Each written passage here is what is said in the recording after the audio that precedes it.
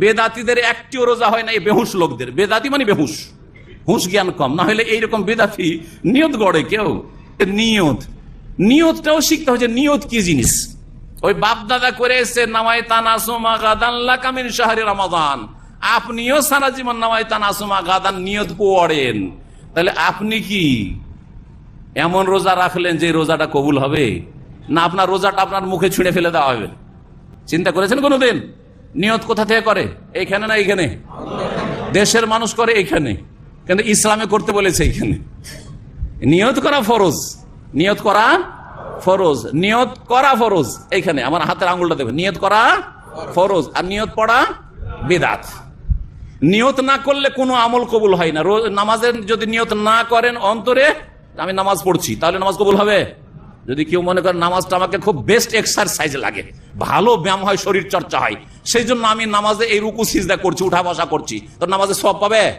পাবে না। রোজা রাখে শরীরটা সুস্থ থাকে, খেয়ে খেয়ে খেয়ে খেয়ে ওজন বেড়ে যাচ্ছে, এটা আমি ডায়েট কন্ট্রোল একটা হয়ে যাবে, সেই জন্য আমি রোজা রাখছি, তাহলে নেকি পাবে? তাহলে বোঝা গেল যে এবাদতের নেকি করবে, নিয়ত করবে এইখানে যে আমি রোজার এবাদতের নিয়ত করছি, নামাজের এবাদতের নিয়ত করছি।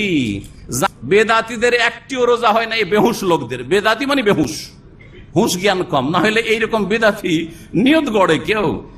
সারা বাংলাদেশে ভোটকে কেন্দ্র করে মানুষ যে পরিমাণ সময়কে ব্যয় করলো, মানুষ যে পরিমাণ সময়কে নষ্ট করলো, যে পরিমাণ পাপের সাথে জড়িত হলো, যে পরিমাণ অন্যায় অপরাধের সাথে জড়িত হলো, অনেক হয়েছে।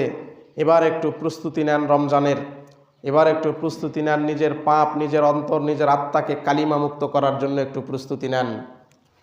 সম্মানিত উপস্থিতি, রমজান মাস মুসলিম উম্মার জীবনে এক অনন্য অতুলনীয় বরকতময় মাস। এটি একটি পবিত্র মাস, যে মাসে আল্লাহ সুবহানাহু তাআলা সকল মাসের উপরে মর্যাদা দিয়েছেন।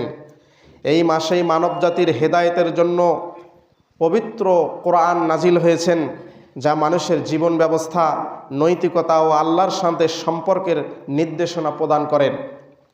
রমজান মাস শুধু খাওয়া দাওয়া থেকে বিরত থাকার নাম নয়, এটি আত্মার পরিশুদ্ধতা, তাকওয়া অর্জন এবং আল্লাহর সন্তুষ্টি লাভের এক মহামূল্যবান সুযোগ।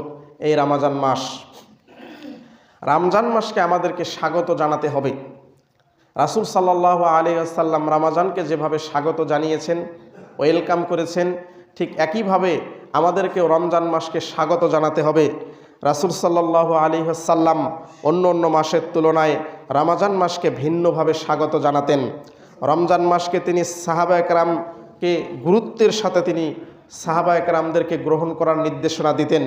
রাসূল সাল্লাল্লাহু আলাইহি ওয়াসাল্লাম রমজান মাস আগমনের আগে সাহাবায়ে কেরামদেরকে সুসংবাদ দিয়ে জানাতেন, যেটি পবিত্র সহিহুল জামের হাদিস গ্রন্থের ভিতরে আল্লাহ রাসূল সাল্লাল্লাহু আলাইহি ওয়াসাল্লাম বলেছেন, আতাকুম শাহরু রমাদান।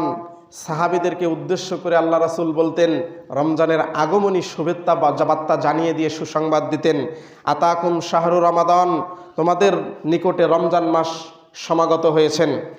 শাহরু মুবারাকুন, এটি হচ্ছে একটি বরকতপূর্ণ মাস।